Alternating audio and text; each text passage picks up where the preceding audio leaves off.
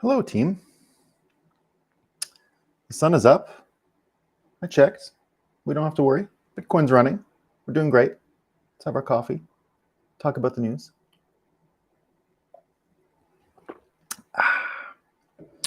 And as I was trying to tell you yesterday at the start of my show, morning Muslim Bitcoiner, Asala. I wish I pronounced that better. You know, I've been to a couple of Muslim countries and I get into the habit of the good morning, brother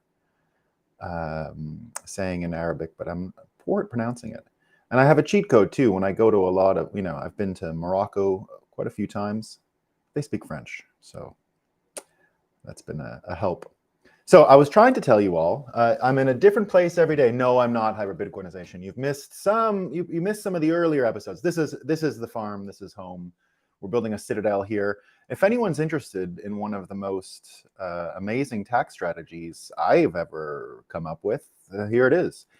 So when you look outside in the view, you see some of those valleys and mountains. Well, the first mountain on when you're looking in the screen on the left, that's Canada.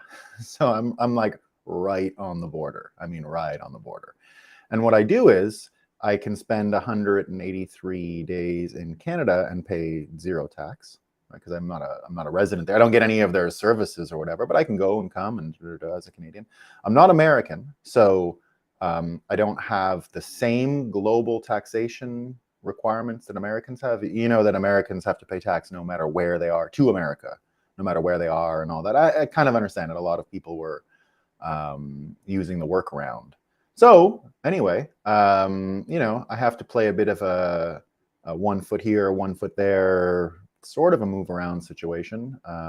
But look, it works. So I predict here on the Vermont border with Canada, you're going to get a lot of citadel-like communities because you don't really have to uproot your children, but you get two countries. There's only a few places in the world or in North America where that kind of thing works. There's no. So Justin says that tax strategy requires being a Canadian, though. No, it doesn't. What you end up getting is I live in I don't avoid all taxes. There's no, there's no way I can do that. But here's what you do, Justin. Here's what you do. Yeah, oh yeah, that is JPeak that you're looking at, hyper-Bitcoinization. You're looking at when we show the morning, you're literally looking at JPeak, the mountain, right? That's the view. No, Justin, you don't need to be an American, right? You don't need to be an American. Sorry, you don't need to be not American. What I am able to do is turn Vermont into Texas, and then I get foreign clawbacks, which are you're allowed to exempt a certain amount of income when you're outside of the country, right? So, so you're able to use the foreign earned income exclusion, like 170,000 US dollars a year or something. It's like 50,000 for living expenses. You just expense it all. They don't care. Expense it all, like there's an actual living allocation to it. And I think it's 100 and something in your salary.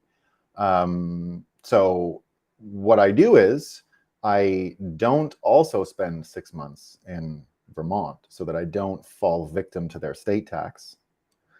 The US tax system, like even for me as not an American citizen, forget immigration for a second, I am a US tax resident. You can't get out of that, right? I can get out of it, but it takes quite a bit of planning and forethought. So the one advantage that I have compared to an American that they wouldn't have is that I can not declare foreign income, not US related income, to myself personally in whatever form in my tax returns. But that's almost never the case, right? So I have so many American local dealings that it becomes quite difficult. And so that's what it comes down to. I can't, I pay US federal with the clawbacks, totally. There's nothing controversial about my strategy. I can not declare non-US income, but I don't really tend to have a lot. I do, but every now and again, there's something that comes in. But in general, I don't really look for it or whatever. So I declare everything I make in the United States, with one party being American. And then I would just report that, that's the income. So that takes care of the Canadian situation. The tax treaties gets me out of that. And then I go to Barbados for the winter, and then that takes care of that. And so look, all I'm saying is I'm a big believer that this particular stretch of border, like you can't do my trick efficiently in the province of Ontario because of the lakes, right? Toronto is like kind of far actually from the United States. And then you're around the Niagara Falls, Buffalo region, and then Detroit. So because there's only a few ways to cross, this kind of thing is not possible. Then you go out to the prairies and the mountains and the Rockies and all that, and there's not as much population density to make it very interesting. Where I am, it's just town, right? My neighbor's house, like his kitchen is in Canada, and then like because it's sort of old timey and the scale is very European here, right? The scale, I don't mean it looks European. I mean the scale, the distance between towns, the scale of the towns themselves, the way the towns were built. It all has this old world scale. So you can just roll from town to town and you have that sort of European, like I can bike to the next town over. It's not that far, right? I bike to Canadian towns. I can run to a Canadian town or an American town. And all I do all day is just arbitrage between the different like grocery prices and, everything. Like the one arbitrage I really want is to get the Hydro-Quebec electricity pumped down here. I can do it with a commercial, like buy an extension cord at any place and run it down here. So anyway, look, I'm setting it up so that people, I'm sort of advising some people on the Canadian side about some land, and the purpose would be for Bitcoiners to come for 182 days and then 182 days in Vermont. And you get out of both state taxes, federal taxes in Canada. You pay US federal, but why not? Like you get to live as a Texan or a New Hampshire person, or and then on the plus side, Vermont has super low property taxes, super low. It's a pretty big freedom state. I don't know if you knew that. The gun laws in Vermont are the #1 most permissive in the United States. Do you know what our one gun law is in Vermont? It's hilarious. The seller has to get an ID check. That's it. A criminal record check. I can go into Walmart or whatever and just nothing. You don't have to do anything. Just buy a gun. Do whatever you feel like. The Muslim Bitcoiner says, crazy, Bitcoin has been holding the 17K line like crazy. Yeah, we're going to get into that. Again, one of the things we're going to talk about today is psychological resilience. And one of the ways Bitcoiners have gained so much psychological resilience is through properly predicting the future. And by properly predicting the future, you're going to see that, there's a reason the scientific method is all really based on predictions, right? That's kind of the big... that's the fulcrum in the scientific method. So we're going to talk about that. Hybrid Bitcoinization podcast goes back into talking about, so he mentions he won a skiing trip there once when he lived in Montreal. I didn't know you lived in Montreal, Hybrid Bitcoinization. I am a native Montrealer. And my house here is like an hour from Montreal. That's one of the reasons why I like it. Like I'm an hour drive. Like there's no way. The thing that makes Montreal an amazing global city for me personally, it's a nice city. It's beautiful. There's other cities like that, right? But hi, Quebec girlfriend. Yeah, well, you're a lucky guy, man. That's a fun time. The thing that makes Montreal so interesting is that 1 hour in any direction, not even an hour, half an hour in any direction from the island of Montreal. Montreal's an island in the St. Lawrence River. 1 hour in any direction, north, east, west, south, brings you to a beautiful country area with skiing and lakes and enjoyment and super fun. You can get to Lake Placid, New York in an hour and a half. That's an Olympic ski venue.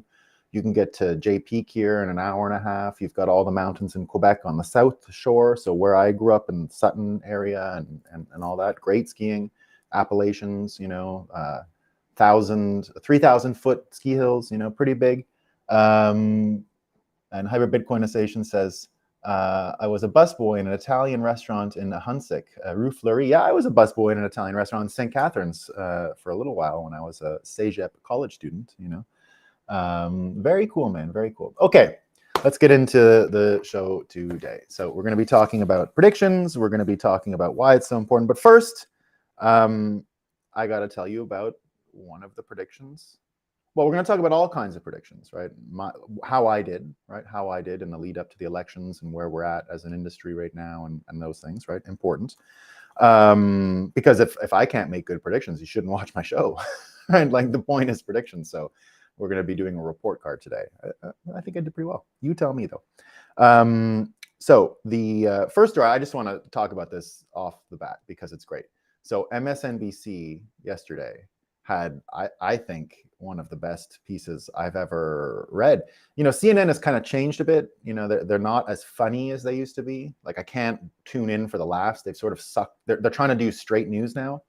And the straight news thing isn't as funny as the stuff they used to put on, just off the wall crazy shit. And this is an example. I mean, MSNBC is the place to go for laughs now.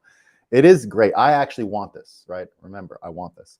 So MSNBC is saying that Fetterman, the guy who, the fellow who won the Senate race in Pennsylvania, we covered that for a long time. We covered on every one of these shows, you know, they put a model of his brain and they look at where it's broken, and we're big fans, right? We're big fans. They're talking about on MSNBC, he's such a hero that if he heals up a little, Fetterman for president. Fetterman for president, right? They actually wrote that. They wrote it. But I mean, it's not that much different than Biden. Like, I mean, if you put Biden against Fetterman in like a quiz, like a trivia quiz or something, like a Jeopardy situation, you know, like a Jeopardy, I'm all for it. Like I would watch that. I haven't watched Jeopardy since Trebek died. I was a big Jeopardy fan for a long time. Who isn't? Jeopardy was a fun show, right? But now, right, I would love to see the current president and the current senator from Pennsylvania go at it. I would be very entertained by that show, right? Could be a little frustrating, right? But nevertheless, MSNBC should host it, right? They should just host this show, right? The Jeopardy trivia night between the senator and the incumbent president to see who can get the nomination. Let's change it up, right? It's just great, right? So let's just go quickly into the predictions for the election because they're important for today's story, right? Well, I'll give you why predictions are, you know, I've mentioned on the show a few times. It's our first little infograph here. We've got observation, theory, prediction, evidence, either negative or positive, right? Can you see the two negatives and positive, right? So negative this way, right? You got to go back to your theory, right? You got to go back to your theory and see if it was correct, right? You got to go back to your theory and see if it was correct. If it's right, you move on with your life, right? That means you move on with your life. Now, what it's really saying here is, and especially when you're making big predictions, right? When you're making a prediction about a sports ball or something like that, it's the same model, but there's less that goes into the creating a theory piece. There's less observation required. You just got to watch the game itself. But when you're predicting big things like politics or economics or the future of money, right? You've got to have a lot of observation first, and you've got to have what amounts to, it is the scientific method. Yeah, of course, hyper-Bitcoinization. It is absolutely the scientific method, right? That's why we're saying that predictions. So I just want to, you know, everyone's already heard the scientific method before and all that stuff.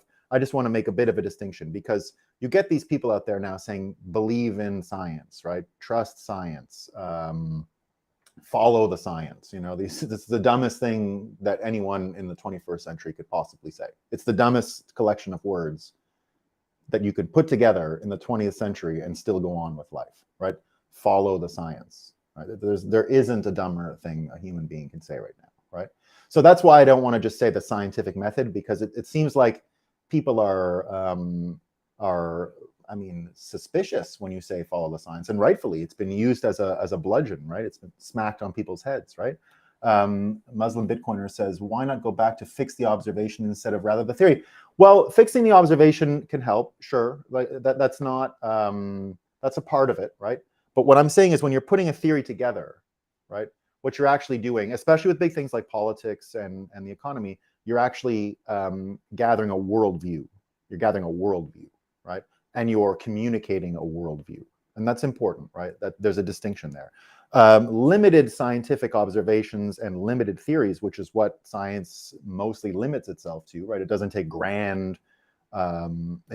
grand view. You know, in general, scientists are rightfully a bit timid, right? Because cause and effect and actual proving with evidence and all that is rarer, right? Mostly we're dealing with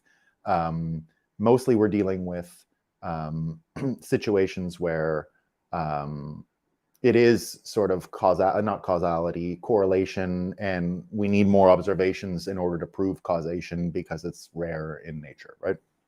So I want to focus on the theory part because there's so much coming at us every day. There's so much to observe, right? That when we get to theorizing things, we're putting it all together, and that's where things can go wrong, right? That's where things go wrong. They go most wrong when it comes to accountability, right? When your predictions based on your worldview don't come true, right? Not many people go back and check their worldview, right? Not many people go back and check. They don't alter their worldview. They just say, okay, I'll get it right next time, right?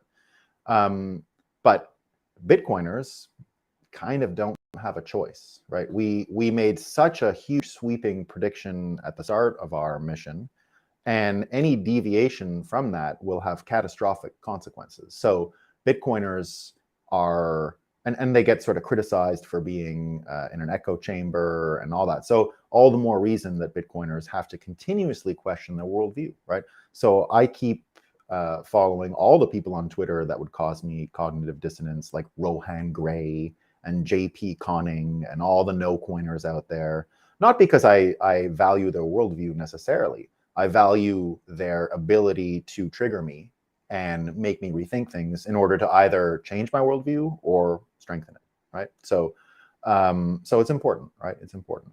So it is the scientific method, but what I want to get into is that saying your predictions out loud, going back and checking them, is what's required for you to keep making predictions, right? Because if you don't get them right, then you got to relook at everything. So what I'm trying to establish here is that I've observed, I think, enough and have made predictions that I think are not reliable enough. So I just want to do a bit of a report card here because we're at the end of a certain period, right? So what did I get right? Well, I got the Fetterman thing right? You know, we were pro Fetterman for all the fun reasons. We were mostly interested in what was going on in Oz's mind as he lost to a guy with not running on a full tank of gas. I don't think I ever on this show said there's a red wave coming. I think I euphemistically referred to red waves, but I never really felt it, right? So I'm not even going into the realm of logic here. I was unconvinced in a lot of ways that it was going to happen, and so didn't say a red wave here, even though if you take a step back and you say, well, it looks like the Republicans got 6 million more votes total than the Democrats, and so you could say a red wave. We're seeing some talk about how some results might not be forthcoming, and there was a bit of a media strategy around that. But I think most people today are not complaining about the form of the elections, and I think mostly people are sort of happy with the actual deployment of the elections. So I don't mean the result, the deployment of the elections, right? You're not hearing as much as you did in 2020 and as much, accusations of trouble, right? It looks mostly smooth. I mean, a few instances where it's like, what are you talking about, right? The days of counting and a few things like that, but small details, right? Small details. So we were hoping for gridlock. We predicted a more divided system. We got a more divided system, right? That's what we predicted. What I got wrong is important, right? I want to mention now what I got wrong, right? So I predicted no red wave. I predicted Fetterman, yes. I predicted chaos, right? Chaos. So happy about those things, right? I think I got that right. Here's what I got wrong. Remember the thing I laughed at every day? Oh, they're comparing this feeling about losing democracy against real things like economic loss and inflation and recession. Remember I said that a few times, right? I laughed a few times about, oh, they think that's persuasive, right? They think saying you're going to lose your democracy is more tangible than people with worries about inflation and the economy and all of these things, right? That's where I went wrong, right? I said it was ineffective. In the end, it was very effective, and I had that wrong. And I'll explain, I think, why.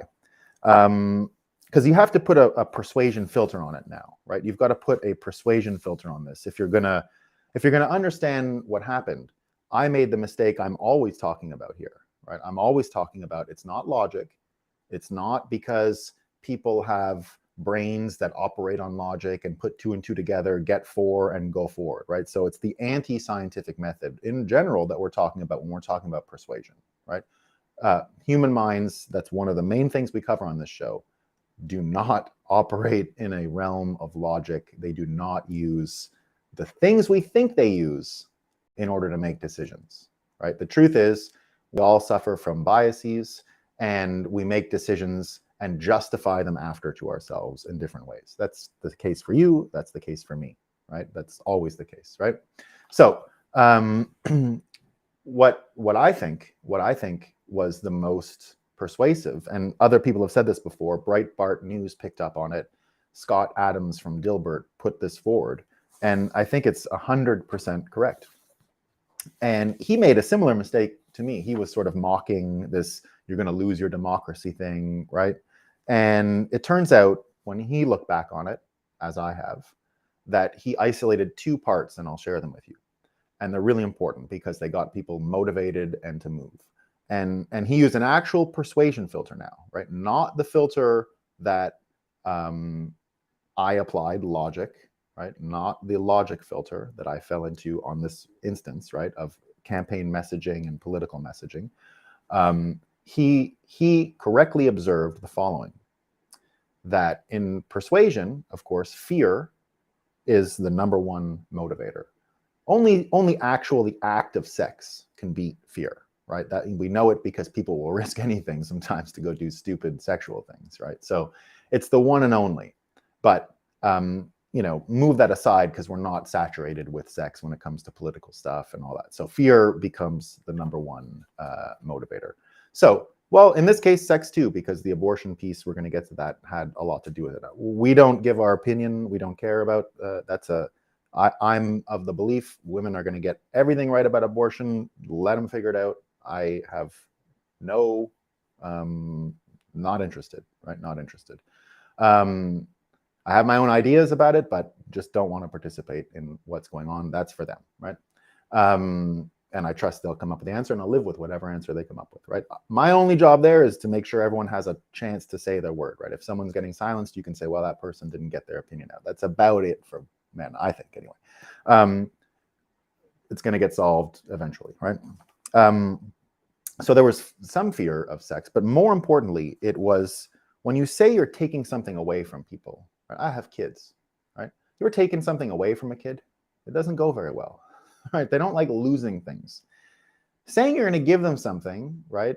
Or them asking and not getting something they don't already have is much easier for them to deal with, right? Much easier for them to deal with. But when it comes to any type of person, right, the logical frame is something new is kind of bonus, right? It's fun, it's extra. Taking something away from someone, it's a fight. So now when we go into the actual mindset of Republicans and Democrats before the election, we see something very clear. Republicans were kind of voting because they thought they were getting a red wave and it was fun and they were getting power, right? They were getting stuff. You know, pretty weak in motivation. Sounds like a fun time, right? All going for the party.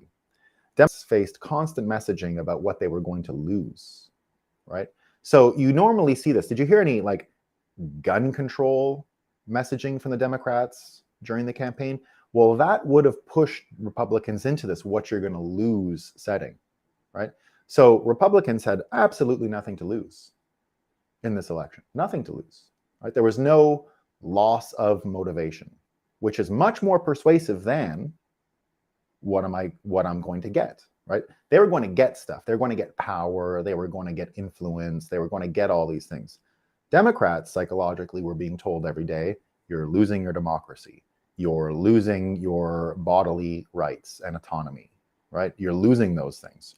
And it just turns out that that's much more persuasive. So on a show that always looks at, we're here for the persuasion, right? Even I can miss that stuff, right? That's how subtle this can be, and how subtle the difference between logic and assuming logic is used to make choices and decisions versus persuasion filters, which result in the appearance of choices, but really show motivation, incentive, and action and activity. And the idea of losing your democracy ended up being a much larger motivator than the idea of gaining power. That's what I see, right? That's what I see out there. And so the fear of losing the election, right, was a big one. And that's what I didn't see, right? So that's the one I got wrong, right? That's the one I got wrong. I think I got the picture of the elections correct, right? Chaos, Fetterman probably going to win. A few other races, you know, they were sort of toss-ups. I thought maybe New York was in play, wasn't in the end. Much closer than anyone thought going into it, right? It came pretty close, but it didn't go that way. The other races, it's kind of a mixed bag, but you know, I was more or less in the ballpark. Not that I'm a political predictor or anything. I was just looking at the result of the country coming out of it. And what do I see? I see chaos, right? I see chaos. What about Kerry? Well, I think Kerry's going to win. Bud asks, what about Kerry? I think the Kerry Lake thing, you know, we covered Kerry Lake a lot here on the show. We continue to think she's the most talented person we saw. But what the Democrats got right in this election, it looks like from a technical point of view, is targeting the right races, right? So they targeted the right places. So the Republicans got 6 million more votes total, but totally in the wrong places. Totally in the wrong places. So if you just looked at the total numbers, you would see a red wave. 6 million more votes total is a lot. But if you look at the individual races, it looks like there were some issues. There is some speculation out there that the drip approach to election reporting was done to not give any narrative momentum to the former president. Now, this is conjecture, but it fits my worldview, so I'll repeat it to you. No proof of it at all. This is total hearsay and speculation. But the idea is, had Trump left that night with the actual Arizona situation, it looks like even Nevada is going to go red, right? So that was one of those ones left on the vine. So they left Nevada, they left Arizona on the vine, and then focused heavy messaging on Pennsylvania, heavy messaging on Georgia and the Senate race there. But if you look at the whole picture, had the results been processed properly out of Arizona quickly in that night, you would have had a narrative that you could put together of an actual red wave. So there's some people out there who say that the trickle effect and the you know, the one thing we covered heavily here and we got right was this use of foreshadowing for election results and the time in which they came in for some political purposes, right? We continued to mention the messaging from the White House. We continued to mention the messaging from media outlets saying that this was a form of persuasion and that you should be very suspicious of what was going on. I think that bears out, right? I think it bears out. And it could have just been narrative control, because what did you see in the last 2 days? You know, Trump is done. Trump couldn't do this. We didn't get the red wave. Had he got, you know, they got that Lauren Boebert girl in Colorado. She won, right? So she was supposed to have lost the first night, and then they find the votes and things are slow and yada, yada. It looks like also the Democrats were clever in that they, in the primaries, helped the craziest Republicans get elected, and those ones mostly lost in their generals. So that's a fair strategy, right? So Muslim Bitcoiner says, "I'm screwed. I deal with Hochul now." Yeah, I mean, she's not. You know, you can do my trick here on the New York border too. My area here is a little New York border, so you can do the get out of state taxes by jumping to Quebec and then over. Yeah, Bud says Arizona has voting issues. Are they normally a blue state? No, it's a deep purple state, Arizona. Deep purple, they say. So. And they do normally have voting issues because it is this deep purple thing. It's been a battleground for so long that people have been screwing with the process so much that Maricopa County and a few others are just, you know, perpetually bad. So I understand it's not just, oh, we're going to hide the results, but you know that in Arizona, the person Kari Lake is running against, right, Katie Hobbs, is in charge of the elections. Right, you understand that, right? She's the Attorney General or the Secretary of State of the state of Arizona. So she's actually the person in charge of the elections, and she recused herself. She did not recuse herself from running the elections. So she is in charge of the elections, right? Now, I'm not accusing her of anything, right? I'm not doing that. I'm not even accusing anyone of getting the elections wrong. It looks like Kari Lake is going to win. I don't know for a fact. If she doesn't win, you've got an interesting scenario on your hands, I think, because if she doesn't win, you remember that Abraham Lincoln, this is one of these weird historical anomalies as well. So, the thing that made Abraham Lincoln famous? He was a nobody, right? Abraham Lincoln, total nobody, right? A small stint as a congressman during the time of the American Indian War, we say, but it's the not the American Indian War, the American Mexican War, when they, General Custer, right? General Custer and all these guys, the Alamo, Texas, right? All that time. And this was a very popular war in America. And at the time, Lincoln was just a lowly congressman and opposed it and wasn't into it and walked away like no one remembered him, no one cared, no one thought of him.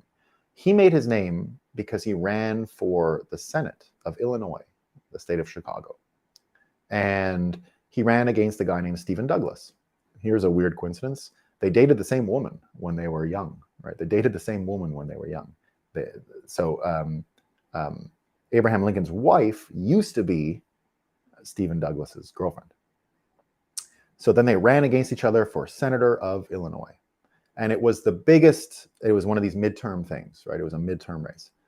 The biggest election in the Union because they fought directly over the issue of slavery, emancipation. It was all the national headlines. Remember, the Civil War had nothing really truly to do north-south, right? In the end, the battle lines were north-south in the U.S. Revolution. But the actual divisions were Republican-Democrat, right? They were Republican-Democrat. It was a political fight. And Lincoln was the original, one of the creators of the Republican Party in order to fight slavery. And it had other interests, but it came from that world. And so Lincoln fought this guy, Stephen Douglas, for Senate and lost, right?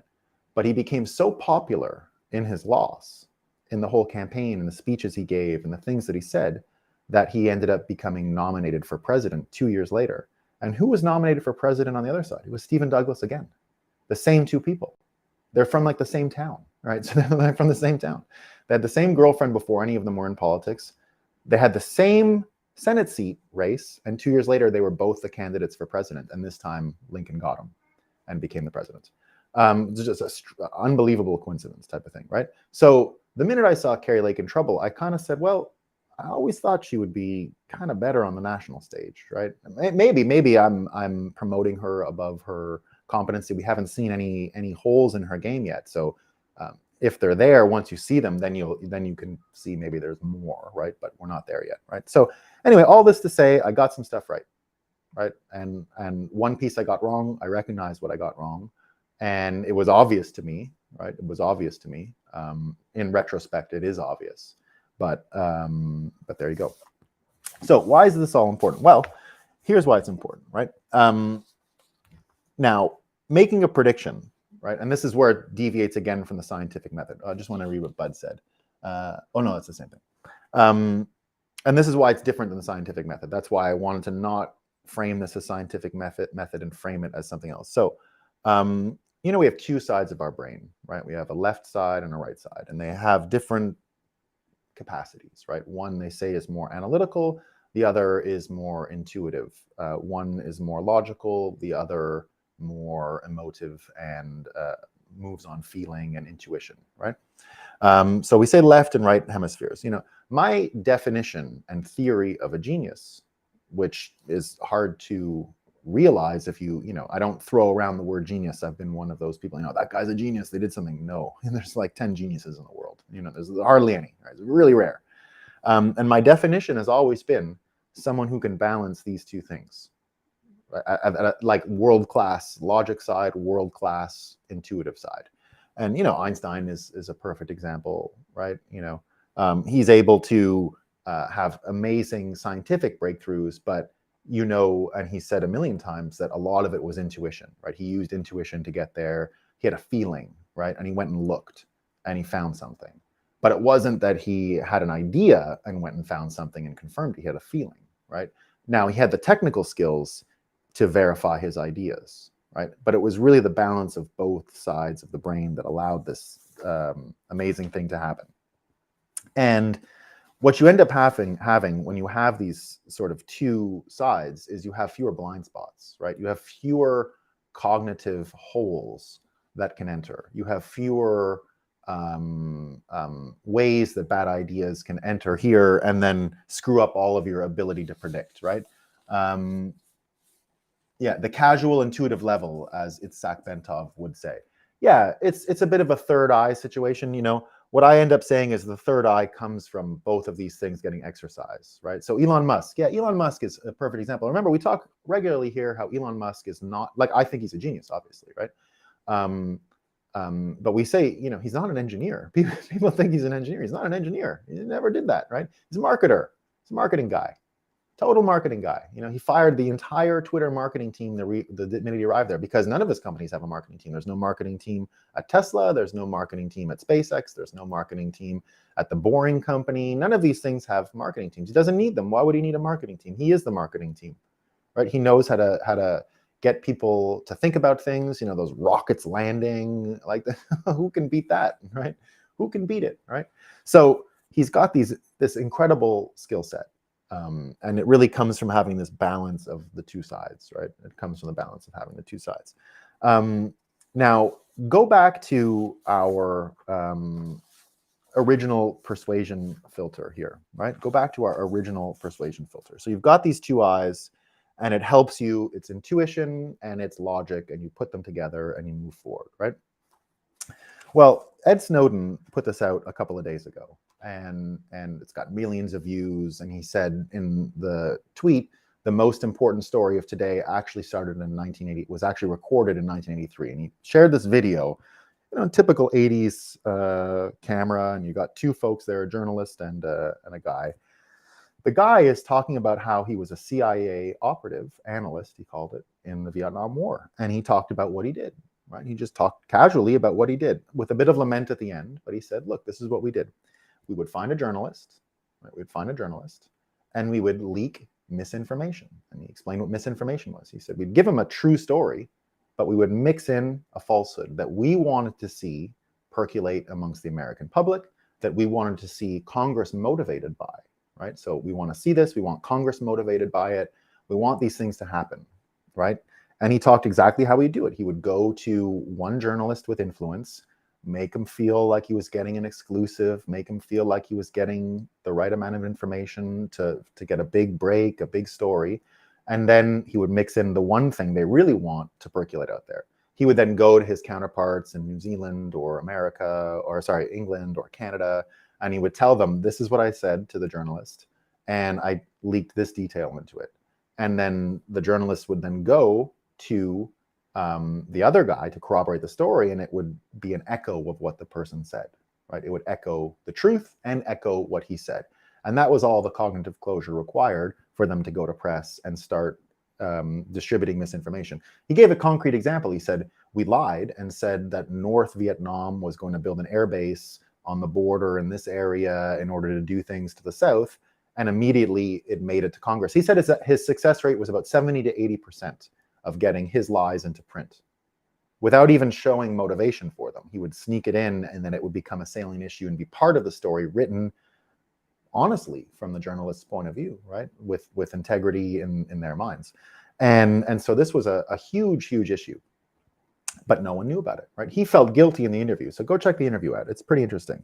But what it made me think of, and bring it back to this, this election, we see exactly what TikTok was able to achieve, right? We see what TikTok was able to achieve. Because what we see with this motivation towards losing your democracy, losing your bodily autonomy, right? These two really motivating things, you're going to lose things, right? Heavily shared on TikTok, especially amongst young people, right? Get out to vote, all that's good, right? Get out to vote, good, right? I think. Talking about issues, good. But do you see anything on the economy on TikTok? Do you see anything on inflation?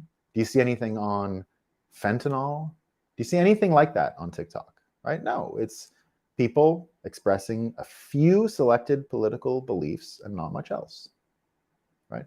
Now, we know TikTok is owned by China, right? It's a Chinese company, ByteDance, owned by the Chinese government, right? Do you know what young people watch on TikTok in China?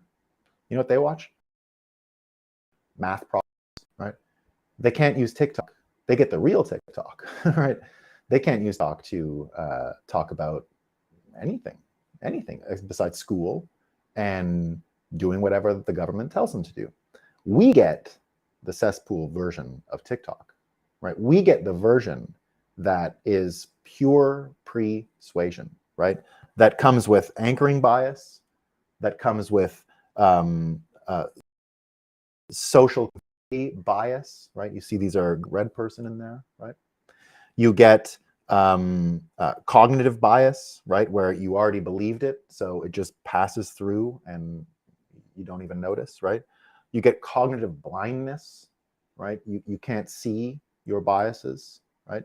The way TikTok preloads the brain with conclusions, assumptions, all those things is more powerful than what was being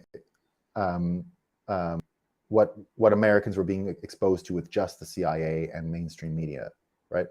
This is much more powerful because in the same way that the CIA can tell one journalist, and they express they want a journalist with influence, and they name, he named names, New York Times journalist, Washington Post journalist, didn't matter, Newsweek, Time magazine, whatever. He named a whole bunch. The authenticity of the lie was because the journalist meant it, right? And that's what made it so much more effective. And if you move over to what we see with TikTok, it's the same thing. You get all these young women, right? All these young people who are afraid, right? Afraid of losing something important to them, right? We can acknowledge they're losing something important to them. And whether your opinions vary on it, you just have to accept that it's important to some people. And it's extremely, extremely, extremely effective at passing this message around, right? Extremely effective. And that journalist, right? That journalist was amazing at it, right? Amazing at it. Let me just see my notes here. So it's the losing and the gaining. But here's why it's important. Here's why it's important, right? Because we're not done there. It's not all finished. While this is important, right? While it's important, losing, right? Look what's happened since. All right, this happened yesterday. A federal judge in the United States has struck down the student debt bailout, right? So right away, immediately after the election, young people are losing in America. Remember, the Biden administration had a they forgave student loans up to $10,000 per head to motivate young voters, right? Well, that's gone now. They took it away the day after the election. It's not happening, right? Remember what I said about losing versus gaining, right? Losing versus gaining. It's a different game, right? It activates different parts of your brain, right? And now these people are going to lose money. They thought they had the money and they're going to lose it, right? Because they're saying it's unconstitutional, you can't do it. We're going to see where it goes, right? Now, when you think of losing things, right, we haven't really felt the shock of losing in the American economy quite yet. Bitcoiners are ahead of the game with what we're going through right now and the types of issues we're dealing with SBF and all this stuff, right? But again, we're on intuition that Bitcoiners have is we're in for economic collapse of our system, right? It's not SBF and some quant boys got blown out and some Wall Street bros screwed up, right? That's not what we're predicting here, right? That would be a blip in the system, right? We're talking about the system not being functional, not allowing people to even create a future, right? Imagine it with their ideas and their visions, that it's not even there, right? Not even there. You take a look at how China is using TikTok to motivate their young people and giving them a real purpose, a real sense, and all these things, right? It's a major difference, right? They're not even playing the economic game anymore. They're playing the education game and the obedience game for young people, right? They've given up on economic growth as the main motivating, corralling factor in Chinese society, because we've talked about it on the show, they've got population problems, they've got age problems, they've got massive demographic problems, and data problems, right? Major data problems. So they've taken it away. Now, Russia just yesterday saying that BRICS, right? So I'm going to move the topic from China and just motivating with fear and having things taken away to this other aspect of BRICS, right? They're related, and I'll tie them together in a second. So BRICS is creating this is from Wall Street Silver. BRICS is creating an economic ecosystem that will dominate energy, manufacturing, and commodities. Meanwhile, Europe and the USA are in a system dominated by debt, right? So more people trying to join BRICS, more people trying to basically get some form of understanding about what things are worth and how markets are working that isn't dominated by American politics and American special interest, right? Because it looks like in this election, if anything, special interests continues to dominate American politics from the outside and the inside, right? So there's not all bad news when it comes to that. And here's the best news, right? Here's the best news. And here's where this TikTok cognitive closure thing actually butts up against Bitcoin and where we can win, right? This is the point of what I'm trying to get at today. And this is something else that happened in the elections. And it's, I think, the most important thing, and no one's even talking about it. This is from the Wall Street Journal. School choice election wave. So there was a red wave in one aspect, school choice. It looks like Corey DeAngelis and all these people won every race they were interested in, right? Every single one of them. They went perfect record, right? Winning ridings, seats where people were actively pro school choice. Michigan at the governorship looks like one where they didn't get it. There's a few instances, but the targeted ones that were important for this group, for Corey DeAngelis, he got them, right? So in the Wall Street Journal, he talks about this revolution. And that's what it comes down to, right? And that's where Bitcoiners have the capacity to educate and protect people from TikTok. Because TikTok, with the algorithm, with how it functions, is just like the mainstream media with the CIA influencing it. It's third parties, again, tricking you out, tricking you into what you should say. We've got Majid Nawaz, who came out and said exactly that, right? Majid Nawaz came out and said so Majid Nawaz was once an extremist, an Islamic extremist, but realized and changed his ways years ago, and is now one of the greatest Islamic voices that I know of, influencing what's happening in the world, a positive worldview, and all these things, right? So I've been a huge Majid Nawaz fan for years. And here's what he said. He's, you know, the thing that Bukele went on the other day in El Salvador. So Majid was on that, the Tucker Carlson show, the special show, not the news show, the special show. And here's one of the quotes. Above left and right wing sits finance.